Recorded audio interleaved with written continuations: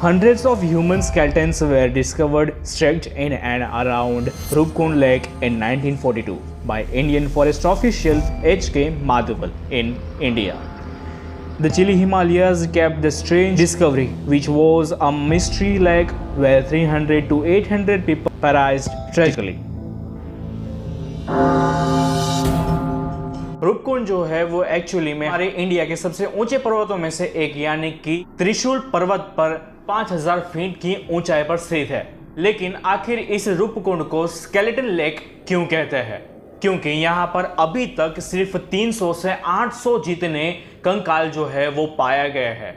अब ये जो स्केलेटन है वो कहाँ से आए, किसके है, ये सभी चीजें हर किसी के दिमाग में आने शुरू हो गई थी। इन सभी चीजों की वजह से इन्वेस्टिगेशन जो है वो शुरू हो गई थी इस पे।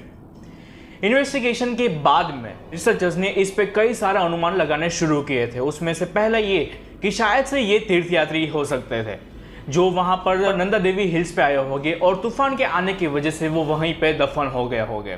दूसरा ये हो सकता है कि वो शायद से तिबेटियन ट्रेडर्स हो सकते हैं जो शायद से गलती से दूसरे रास्ते पे आ गए होंगे और वहां पर तूफान की वजह से वो वहां पर फंस कर मर गए होंगे। तीसरा ये कि वहां पर शायद से एक गंभीर बीमारी शुरू हुई होगी जिसकी वजह से 300 से 800 लोग जितने मारे गए होंगे और उनकी बॉडीज जो होगी वो वहां पर दफन की गई होगी। चौथा ये अनुमान लगाया गया होगा कि शायद से जापान की जो वर्ल्ड वॉर हुई थी उस समय में शायद से जो लोग वहां से निकल रहे थे इंडिया से वो लोग शायद से वहां पर तूफान की वजह से फंस गए होंगे और वो वहां पर मर गए होंगे। तो ये सारे क्वेश्चंस, ये सारे अनुमान उस टाइम पे लगाए गए थे उन रिसर्चर्स ने।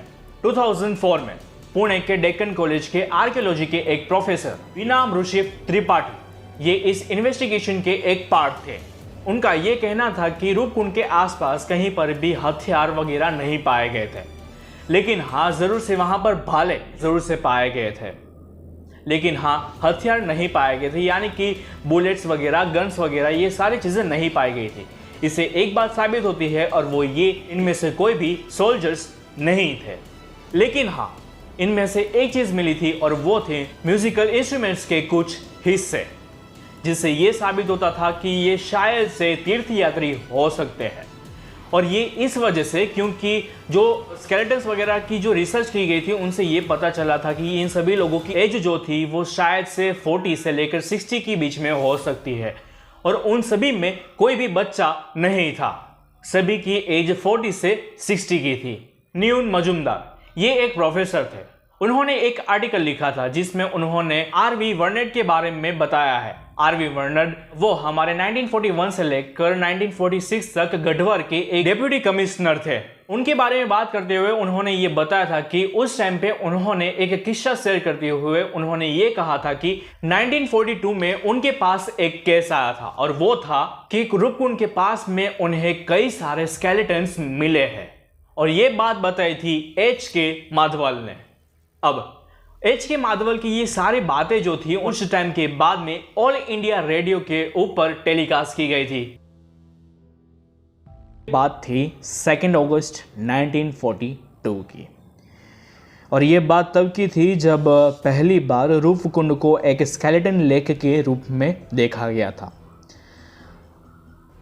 पहाड़ की चोटी से जब हम लोग नीचे उतर रहे थे तब हम लोगों ने देखा कि वो एक साधारण सा लेक है।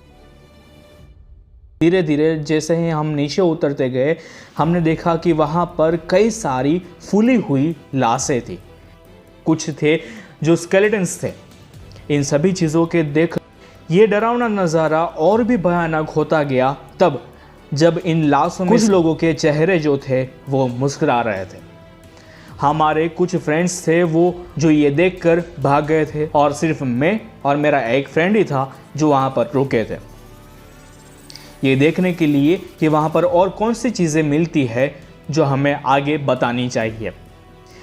नज़दीक जाकर देखा तो वहाँ पर हमें कुछ स्केलेटन्स वगैरह मिले, कुछ ज्वेलरी वगैरह मिली और कुछ चंपल वगैरह मिली जो काफ़ी बड़ी थी, काफ़ी लंबी थी, जो उत्तर प्रदेश में नहीं पहनी जाती थी। इन सभी इन्वेस्टिगेशन के बाद में इन्वेस्टिगेशन ऑफिसर को ये लगा कि ये कोई पुरानी बात नहीं हो सकती है, ये बात होगी शायद से 10 या 5 साल पुरानी ही, क्योंकि उन लोगों की बॉडीज की जो चमड़ी थी वो थोड़ी थोड़ी सी दिख रही थी इस वजह से। लेकिन फिर पूरी तरीके से विश्वास ना आने पर उन लोगों ने ये हड्डियों का फोरेंसिक रिपोर्ट उन्होंने फॉरेन में करवाया, जिसके बाद फोरेंसिक रिपोर्ट्स आने के बाद में ये पता चला कि ये हड्डियां जो है, ये जो स्केलेटन्स वगैरह जो है वो 10 या 5 साल पुराने नहीं है, बल्कि ये जो 1200 साल पुराने हैं। अब लोगों को इस पे जरा सा भी विश्वास नहीं आ रहा था, क्योंकि अगर ये 1200 साल पुराने हैं तो ये नेल्स और बाल ये अभी तक नहीं हो सकते हैं। लेकिन अगर एक तरीके से देखा जाए तो रूपकुंड के जो इलाका है यानी कि त्रिशूल हिल है, वो एक साल में सिर्फ 1 या 2 महीने ही बर्फ से ढका नहीं होता है, और वहां पर बर्फ उस टाइम पे ही बर्फ नहीं गिरती है। बाकी की सभी महीने वहां पर बर्फ गिरती है और ये पूरा बर्फ से ढका हुआ होता है। इन सभी बातें, इन सभी रिसर्च, इन सभी इन्वेस्टिगेशन, इन सभी चीज़ों के बाद में अभी भी ये बात साबित नहीं हुई कि ये रूपकुंड में जो अवशेष है ये किसके है, ये स्केलेटन्स है वो किन के है। The research reveals that the site has even more complex history than imagine.